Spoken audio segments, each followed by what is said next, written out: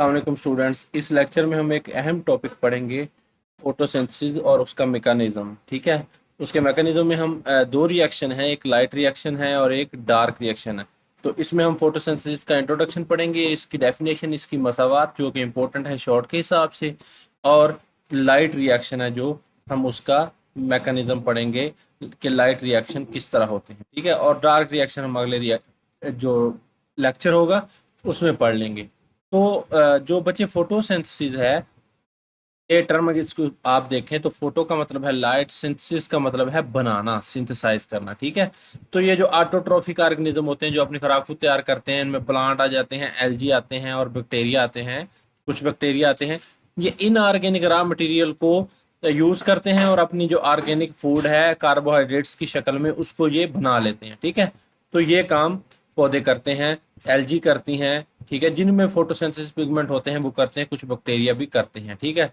तो ये खुराक अपनी कार्बोहाइड्रेट्स की शक्ल में लाइक ग्लूकोज, और बाद में उनको प्रोटीन में बदलना है, लिपिड्स में बदलना है, ये उसको कर लेते हैं। अच्छा, अब मेन जो क्वेश्चन है यहाँ पे शॉर्ट क्वेश्चन के तौर पर मैं आपको बताता हूँ, इंतहाई अहम सवाल है कि फोटोसिंथेसिस की तारीफ करें और उसकी मसावात लिखें। ठीक है। तो आपने ये मसावात याद करनी है और फोटोसिंथेसिस की डेफिनेशन याद करनी है। तो फोटोसिंथेसिस की क्या डेफिनेशन होगी? Is this synthesis of glucose, यानी कि ग्लूकोज बनाई जाती है, सिंथेसिस मतलब बनाना, फ्रॉम कार्बन डाइऑक्साइड, यानी इस कार्बन डाइऑक्साइड हम सांस के जरिए जो जानवर छोड़ते हैं, फेफड़ों से निकालते हैं कार्बन डाइऑक्साइड, वो पौधे इस्तेमाल करते हैं, वाटर इस्तेमाल करते हैं। ठीक है। यहाँ पे वाटर आ गया। In the presence of sunlight, तो ये फोटोन्स हैं, सूरज की रोशनी ही है, सूरज की रोशनी फोटोन्स की सूरत में ये जज़ब करते हैं। ठीक है। और इनके पास क्या होता है, पौधों के पास क्लोरोफिल होता है। ठीक है। तो और ये अपने क्या करते हैं, खुराक तैयार कर लेते हैं, और ऑक्सीजन है जो ये बाई प्रोडक्ट के तौर पर खारिज करते हैं। बाई प्रोडक्ट मतलब कि ये पौधों के लिए क्या है, फजूल चीज़ है। जैसे हमारे लिए कार्बन डाइऑक्साइड है, हम खारिज करते हैं सांस के जरिए, हमारे लिए किसी काम की नहीं है। इस तरह ये ऑक्सीजन है, पौधों के लिए किसी काम की नहीं, लेकिन हम इसको इस्तेमाल करते हैं। हमारे लिए लाइफ गैस है, पौधों की लाइफ गैस कार्बन डाइऑक्साइड है, हमारी लाइफ गैस ऑक्सीजन है। तो इस तरह ये क्या है, ये रिएक्शन होता है। तो यहाँ से लेकर आपने फोटोसिंथेसिस की क्या लिखनी है, डेफिनेशन लिखनी है कि is the synthesis of glucose from carbon dioxide. ठीक है। मसावात की तरफ गौर करेंगे तो आपको डेफिनेशन खुद ही आ जाएगी। Is the synthesis of glucose, ये ग्लूकोज का फार्मूला है C6H12O6। ठीक है। फ्रॉम कार्बन डाइऑक्साइड, इस कार्बन डाइऑक्साइड से बनाई गई है, वाटर से बनाई गई है, in the presence of sunlight, ये फोटोन्स, एंड क्लोरोफिल, और इनके पास जो फोटोसिंथेसिस का पिगमेंट होता है क्लोरोफिल, और oxygen as a by product है। ठीक है। और पानी भी इसमें रिएक्शन में बनता है। ठीक है। तो ये बचे क्या है, फोटोसिंथेसिस की तारीफ है कि कार्बन डाइऑक्साइड यहाँ पे, और ये जो 6 लिखा है, 12 लिखा है, ये 6 लिखा है, 6 लिखा है, ये इक्वेशन को बैलेंस करने के लिए लिखा है। तो ये बच्चे आपने डेफिनेशन है ये याद करनी है, ये उर्दू मीडियम वाले बच्चे ये करेंगे। ठीक है। फोटोसिंथेसिस की डेफिनेशन, तो ये आपने करना है। अच्छा, और ये डेफिनेशन है और ये मसावात है। उसके बाद बच्चे मेन जो चीज़ है लॉन्ग क्वेश्चन के तौर पर अहम चीज़ है, वो है मैकेनिज्म ऑफ फोटोसिंथेसिस। देखें बच्चे, जो फोटोसिंथेसिस का अमल है वो दो जो स्टेप है उनमें कंप्लीट होता है। एक लाइट रिएक्शन है, एक डार्क रिएक्शन है। लाइट और डार्क रिएक्शन का ये मतलब अक्सर बच्चे ले लेते हैं कि जो लाइट रिएक्शन है वो दिन के वक्त होते हैं, जो डार्क रिएक्शन है वो रात के वक्त होते हैं। नहीं बच्चे, ऐसा नहीं है। यहाँ पे इस चीज़ की वजाहत दी गई है कि मैकेनिज्म ऑफ फोटोसिंथेसिस में क्या है कि photosynthesis occurs in two phases, यानी कि दो फेजेस में होती है, लाइट रिएक्शन और डार्क रिएक्शन। ठीक है। तो लाइट रिएक्शन है वो takes place in on the thylakoid membrane of chloroplast. तो ये जो क्लोरोप्लास्ट है जहाँ पे रोशनी आकर पड़नी है क्लोरोफिल में, तो उन क्लोरोप्लास्ट में तो वहाँ पे जो उनके जो थाइलाकॉइड मेम्ब्रेन है वहाँ पे होते हैं, और ये सूरज की रोशनी की मौजूदगी में होते हैं। ठीक है। सूरज की रोशनी से जो ATP RNA DPH बनाए जाते हैं, ठीक है, उनको हम लाइट रिएक्शन कहते हैं। बाद में ये जो लाइट रिएक्शन के नतीजे में मॉलिक्यूल बनते हैं उनको जो है वो डार्क रिएक्शन में, तो वो जो डार्क रिएक्शन है वो स्टोमा में होते हैं क्लोरोप्लास्ट की। ठीक है ना। इनके लिए सूरज की रोशनी की जरूरत नहीं होती, दिन के वक्त ही होते हैं। ठीक है। लेकिन सूरज की रोशनी की वो डायरेक्ट जरूरत वो सिर्फ लाइट रिएक्शन में होती है। तो ये मेन चीज है इनका जो फर्क है लाइट रिएक्शन का, कि जो लाइट रिएक्शन है वो थाइलाकॉइड मेम्ब्रेन में होते हैं क्लोरोप्लास्ट की, और डार्क रिएक्शन है वो स्टोमा में होते हैं क्लोरोप्लास्ट की। आपने क्लोरोप्लास्ट का जो पूरा स्ट्रक्चर है वो चैप्टर नंबर 3 में पढ़ा था सेल में, ठीक है। तो वहां से भी आप देख सकते हैं, क्लोरोप्लास्ट वाला जो है वो लेक्चर देख सकते हैं। तो ये है फोटोसिंथेसिस के मैकेनिज्म का इंट्रोडक्शन, ठीक है जी, मैकेनिज्म ऑफ फोटोसिंथेसिस। तो ये मैंने यहाँ पे आपको बता दिया। तो बच्चे सबसे पहले लाइट रिएक्शन है, तो ये आप देख लीजिएगा कि इनके दो बड़े मराहल हैं। लाइट रिएक्शन हम आज देखेंगे, डार्क रिएक्शन हम अगले लेक्चर में देख लेंगे, ठीक है। तो लाइट रिएक्शन क्लोरोप्लास्ट की थाइलाकॉइड मेम्ब्रेन में, और डार्क रिएक्शन स्टोमा में होते हैं क्लोरोप्लास्ट के। अच्छा, light reaction very important, long question बच्चे बार बार रिपीट हुआ है, ठीक है। तो आपने इसको अच्छे तरीके से करना है, बड़ा इजी है। 3 से 4 स्टेप हैं इसके, आपकी किताब पर जो लिखा हुआ है उसी पर फोकस करूंगा मैं। कोशिश करूंगा कि आपको जो ज़्यादा है वो कंफ्यूजन में ना डाला जाए। तो आप इसको ज़रा गौर से देखें। तो आप यहाँ पे सबसे पहले बच्चे देखते हैं, यहाँ पे रिएक्शन शुरू हो रहा है। तो सबसे पहले क्या होगा, अगर आप देखें तो बच्चे ये क्लोरोफिल का मालिक्यूल आपको नजर आ रहा होगा, ठीक है। तो ये क्लोरोफिल का मालिक्यूल है। तो यहाँ पे सबसे पहले सूरज की जो रोशनी है वो पड़ेगी in the form of photons, ठीक है। तो जब ये यहाँ पे रोशनी पड़ेगी तो जो इसमें क्लोरोफिल में वाटर का जो मालिक्यूल होगा वो टूट जाएगा, ठीक है। इस वाटर के मालिक्यूल में अगर इसका फार्मूला देखें पानी का, H2O है, यानी कि हाइड्रोजन है और ऑक्सीजन है। तो बच्चे ऑक्सीजन बनेगी, तो ऑक्सीजन आपको पता है कि ये रिलीज हो जाएगी जिसमें हम सांस लेते हैं। तो ऑक्सीजन बाई प्रोडक्ट के तौर पर रिलीज हो जाएगी बाहर, ठीक है। पौधे ऑक्सीजन रिलीज करते हैं, आपको पता है, जिसमें हम सांस लेते हैं। तो इस तरह ये ऑक्सीजन बन जाएगी। और ये जो हाइड्रोजन आयन थे, ऑक्सीजन तो रिलीज होगी, हाइड्रोजन आयन थे, ये जो अपने इलेक्ट्रॉन है, ठीक है, वो क्लोरोफिल को दे देंगे, ठीक है। यहाँ पे क्लोरोफिल को अपने, ये वाला जो क्लोरोफिल है इसको अपने क्या दे दिए, इसने इलेक्ट्रॉन। अब ये देखें, इलेक्ट्रॉन पे नेगेटिव चार्ज होता है और ये खुद बदल गया। हाइड्रोजन जो था वो इलेक्ट्रॉन क्लोरोफिल को दे दिए और खुद हाइड्रोजन आयन में बदल गया। ये हाइड्रोजन आयन यहाँ पे जाकर बाद में मैं इसका फंक्शन बताता हूँ कि यहाँ पे ये किस काम आएंगे। अभी आप सिर्फ देखें कि ये इलेक्ट्रॉन का क्या फंक्शन है। जो हाइड्रोजन ने अपने इलेक्ट्रॉन है वो क्लोरोफिल को दिए हैं बच्चे। अब ये जो क्लोरोफिल होंगे इनकी एनर्जी लेवल बहुत ज्यादा होगा, ठीक है। इनका एनर्जी लेवल इतना ज़्यादा होगा कि ये मुख्तलिफ एनर्जी लेवल से यहाँ पे गुजरना शुरू कर देंगे, ठीक है। और मुख्तलिफ एनर्जी लेवल से जब ये वाले इलेक्ट्रॉन गुजरेंगे, ये 2 इलेक्ट्रॉन हैं, ये मुख्तलिफ एनर्जी लेवल से गुजरेंगे, एक इलेक्ट्रॉन ट्रांसपोर्ट चेन से गुजरेंगे, तो मुख्तलिफ लेवल्स पर एनर्जी खारिज करेंगे, ठीक है। तो ये एनर्जी एटीपी बनाने के लिए इस्तेमाल की जाएगी। तो ये यहाँ एटीपी की सूरत में एनर्जी पैदा हो रही है, बढ़ रही है। तो हमने कहा था कि जो पौधे हैं वो ग्लूकोज बनाते हैं। तो बच्चे लाइट रिएक्शन में डायरेक्ट क्या है, ग्लूकोज नहीं बनती। यहाँ पे ग्लूकोज बनाने वाले जो एनर्जी के कैरियर हैं, एटीपी है और NADPH है, ये बनने हैं, ठीक है। तो जो एनर्जी है वो डार्क रिएक्शन में जाके बनेगी। तो जो पहला स्टेप है लाइट रिएक्शन का, फोटोसिंथेसिस का, उसमें आपने देखा कि क्या हुआ कि लाइट पड़ी क्लोरोफिल के मालिक्यूल के ऊपर। इसको आप एक सोलर प्लेट की तरह समझ लें कि इसके ऊपर जो लाइट पड़ती है तो बहुत ज़्यादा एनर्जी की वजह से, हाई लाइट एनर्जी की वजह से जो वाटर मालिक्यूल है क्लोरोफिल में जो होता है वो टूटता है, ऑक्सीजन रिलीज हो जाती है जिसमें हम सांस लेते हैं। और जो इसके हाइड्रोजन होते हैं पानी के मालिक्यूल में, वो हाइड्रोजन क्या है, इलेक्ट्रॉन में क्या है, वो अपने इलेक्ट्रॉन है वो क्लोरोफिल को दे देता है हाइड्रोजन, और खुद क्या है, हाइड्रोजन आयन में। आयन कोई भी स्पीशीज होती है जिसमें पॉजिटिव चार्ज या नेगेटिव चार्ज, अब यहाँ पे इस पे पॉजिटिव चार्ज है, ठीक है। तो ये जो इलेक्ट्रॉन है इन पे यहाँ पे आप देख सकते हैं कि नेगेटिव चार्ज है।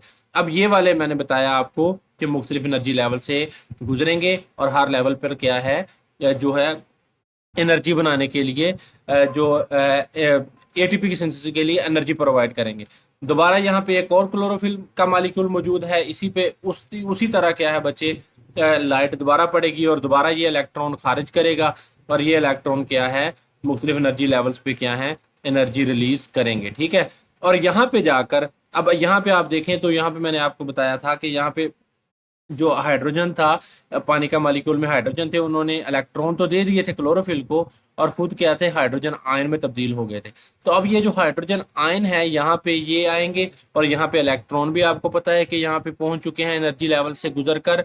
तो यहाँ पे ये एक एनर्जी कैरियर होगा NADP, जिसको हम nicotinamide adenine di nucleotide phosphate बोलेंगे। उसको ये रिड्यूस करेंगे NADPH में, यानी कि ये इलेक्ट्रॉन यहाँ से मिलकर और ये वाले हाइड्रोजन आयन मिलकर इसको क्या करेंगे, NADPH में करेंगे। तो ये बच्चे जो है एनर्जी के कैरियर हैं। तो यहाँ पे एनर्जी दो सूरतों में पैदा हुई है लाइट रिएक्शन में, एक ATP की सूरत में पैदा हुई है, एक NADPH की सूरत में पैदा हुई है। इसी एनर्जी को आगे इस्तेमाल करके डार्क रिएक्शन में क्या है बनाया जाएगा, ग्लूकोज बनाया जाएगा पौधे के लिए। ठीक है, तो ये था लाइट रिएक्शन। अब इसकी जो थ्योरी है वो मैं आपको अगर आप पढ़ा देता हूँ। ठीक है, तो ड्यूरिंग लाइट रिएक्शन क्या होता है, light energy is use to make high energy molecule ATP and NADPH। तो लाइट रिएक्शन में यही होता है कि लाइट एनर्जी को ये वाली को यूज किया और ये ATP बना लिया और NADPH बना लिया। तो ये है एनर्जी के मॉलिक्यूल्स। ठीक है, इसके की इवेंट्स क्या हैं जो मैंने आपको बता दिए हैं। व्हेन क्लोरोफिल एब्जॉर्ब्स लाइट, जब क्लोरोफिल एनर्जी को इस्तेमाल करता है, ये बच्चे उर्दू मीडियम वाले भी साथ साथ सुन लें। इस तरह अगर मैं अलग-अलग से पढ़ाऊंगा तो वो लेक्चर बहुत लंबा हो जाएगा। ठीक है, तो वही चीजें हैं, जब क्लोरोफिल लाइट को एब्जॉर्ब करता है तो two of its electrons become high energy electrons. तो यहाँ पे देखें, इस एनर्जी को बच्चे एब्जॉर्ब किया क्लोरोफिल ने, तो इसके जो इलेक्ट्रॉन निकले पानी के मालिक्यूल से, तो ये हाई एनर्जी मालिक्यूल हैं, और ये यहाँ से जंप करके क्या है, इलेक्ट्रॉन ट्रांसपोर्ट चेन से गुजरना शुरू कर दिया। These high electron are release from chlorophyll, तो ये क्लोरोफिल से निकल जाएंगे यहाँ इस तरह। ठीक है, तो ये एक स्टेप हो गया। दूसरा step, the high energy electrons are passed to an electron transport chain. तो ये वाले जो हैं ये एक इलेक्ट्रॉन ट्रांसपोर्ट चेन से इस तरह गुजरेंगे। ठीक है जी, तो उसके बाद in this chain when electron pass from high to lower energy level they release energy which is used to produce ATP। तो जब ये हाई से लोअर एनर्जी लेवल पर गुजरेंगे बच्चे, ठीक है, तो हाई से लोअर पर आएंगे इस तरह, तो यहाँ पे क्या है, ये ATP बनाएंगे एनर्जी की सूरत में। ठीक है, तो ये एनर्जी मिसाल के तौर पर रिलीज करेंगे, जो कि ATP बनाने के लिए एडिनोसिन ट्राईफॉस्फेट है, जो कि करेंसी है, सेल की एनर्जी करेंसी है, वो बनाने के लिए इस्तेमाल होंगे। उसके बाद लाइट आल्सो ब्रेक, ये वही चीज़ है, ये साइमल्टेनियसली एक ही वक्त में रिएक्शन हुआ था। Lights also break water molecule. ठीक है, तो ये मैंने आपको यहाँ पे बताया कि जब वो वाटर का मालिक्यूल टूटता है, ये बेसिकली ये जो इलेक्ट्रॉन है ये वाटर के मालिक्यूल के टूटने से ही निकले थे, तो इसने इसको अलहदा स्टेप में लिखा हुआ है। Light also break water molecule, oxygen release. ठीक है, ऑक्सीजन ये इस तरह रिलीज हो गई बच्चे, O2, ये देखें, आप देख सकते हैं यहाँ पे ऑक्सीजन है, O2 ये रिलीज हो चुकी है। While hydrogen atoms give electron to chlorophyll, और ये जो हाइड्रोजन के एटम थे ये वाले पानी में, इन्होंने क्या दे दिए, ये जो इलेक्ट्रॉन थे ये क्लोरोफिल के मालिक्यूल को दे दिए। एंड बिकम हाइड्रोजन आयंस, और खुद क्या बन गया, हाइड्रोजन आयंस में तब्दील हो गया। ठीक है, अच्छा, इलेक्ट्रॉन्स ऑफ क्लोरोफिल, अब ये वाले जो इलेक्ट्रॉन है क्लोरोफिल के, ये जो यहाँ से इससे जंप करके हाई एनर्जी इलेक्ट्रॉन है ये जा रहे हैं after the production of ATP। जब ये ATP बना लेंगे इस तरह बच्चे, जब ये इस तरह ATP की सिंथेसिस कर लेंगे तो फिर क्या होगा, and the hydrogen ions of the water, एक तो इलेक्ट्रॉन क्लोरोफिल के ये वाले, ठीक है, जब ये ATP बना लेंगे, और हाइड्रोजन आयन ये वाले जो कि यहाँ से आ रहे थे आपको पता है। ठीक है, ये क्या करेंगे, उसने इनके बारे में लिखा है, are use to reduce NADP, यानी कि ये NADP को रिड्यूस करेंगे NADPH में, यानी कि nicotine amide adenine di nucleotide phosphate reduce form. देखें बच्चे, NADPH क्या है, ये ऑक्सीडाइज फॉर्म है, मतलब कि ये इलेक्ट्रॉन ले सकता है, ऑक्सीडाइज फॉर्म का ये मतलब।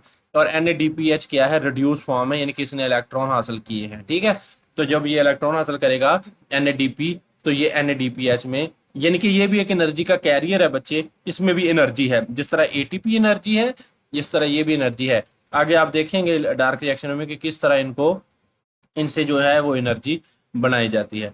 तो ये सारा बच्चे क्या था, लाइट रिएक्शन का था। तो एक आप यहाँ पे देख सकते हैं कि निकोटीन अमाइड एडेनिन डाइन्यूक्लियोटाइड के बारे में बताया गया है कि ये क्या है। तो ये शॉर्ट क्वेश्चन के तौर पर इंपॉर्टेंट है, यहाँ ये आपसे पूछा जाता है बोर्ड में। ये एक कोएंजाइम है, आप एंजाइम वाला चैप्टर पढ़ के आए हैं कि नॉन प्रोटीन पार्ट जो है अगर वो लूजली अटैच हो, ठीक है, तो उसको हम कोएंजाइम बोलते हैं, एंजाइम का जो नॉन प्रोटीन पार्ट होता है। One form of this coenzyme also carries phosphate, तो इसके साथ फास्फेट भी लगा होता है, तो उसको हम बोलेंगे एनएडीपी, ठीक है, nicotine nicotine amide adenine di nucleotide phosphate. NAD और एनएडीपी में क्या फर्क है, ये सवाल इस तरह आता है, differentiate between NAD and NADP. तो एनएडी के बारे में आपने लिखना है कि ये कोएंजाइम है, और एक इसकी जो शक्ल है जो एनएडीपी जिसे हम बोलते हैं वो क्या है, फास्फेट ग्रुप उसके साथ लगा होता है, ये पी एंड पे लगा हुआ है। और एनएडीपी की फुल फॉर्म क्या है, निकोटिनामाइड एडेनिन डाइन्यूक्लियोटाइड फास्फेट, ठीक है। तो ये आपको चीजें पता होनी चाहिए। अगर एच लग गया साथ तो ये क्या बन जाएगा, रिड्यूस फॉर्म, तो आपने साथ लिख देना है रिड्यूस्ड। तो बच्चे ये बड़ा इजी सा था लाइट रिएक्शन का मैकेनिज्म। तो ये लॉन्ग क्वेश्चन के तौर पर आपने इसके ये 4 पॉइंट लिखने हैं, और यहाँ पे आपने इसकी ये वजाहत करनी है, ठीक है, इसकी जो डायग्राम बनानी है। अच्छा बच्चे, इसको हम जी स्कीम भी बोलते हैं। जी स्कीम इसलिए बोलते हैं कि यहाँ पे आप देख सकते हैं कि जब ये रिएक्शन होते हैं तो ये इस तरह, ये इस तरह जाकर इस तरह जाकर इस तरह, ये एक जी शेप स्ट्रक्चर जो है वो बनाता है, इसलिए हम इसे जी स्कीम भी बोलते हैं। और यहाँ पे जो जो पानी का मॉलिक्यूल टूट रहा है इसे हम फोटोलाइसिस बोलते हैं। फोटो का मतलब है लाइट, और लाइसिस का मतलब है तोड़ना, यानी कि पानी की फोटोलाइसिस जिसे हम बोलेंगे, क्योंकि क्लोरोफिल के ऊपर जब लाइट पड़ेगी तो ये पानी के मॉलिक्यूल को तोड़ेगा, और पानी के मॉलिक्यूल के टूटने को हम कहेंगे वाटर फोटोलाइसिस, यानी कि पानी की सूरज की रोशनी की मदद से पानी की ब्रेक डाउन जो हुई है। तो ये बच्चे आपका लेक्चर था लाइट रिएक्शंस का। तो यही चीजें उर्दू मीडियम के लिए भी हैं, मैंने सब उर्दू में बता दिया है आपको बच्चे। चले, बहुत शुक्रिया। आगे हम डार्क रिएक्शन देखते हैं। तो जो लाइट रिएक्शन थे इसके बारे में आपको मैंने बता दिया है कि ये थाइलाक्वाइड मेम्ब्रेन में होते हैं क्लोरोप्लास्ट की, और जो डार्क रिएक्शन है वो स्टोमा में होते हैं क्लोरोप्लास्ट की। अगर आपसे शॉर्ट पूछ लिया जाए तो डार्क और लाइट रिएक्शन में क्या फ़र्क है, तो आपने यही फ़र्क छोटा सा लिखना है। चलें बच्चे, अल्लाह हाफिज़, बहुत शुक्रिया।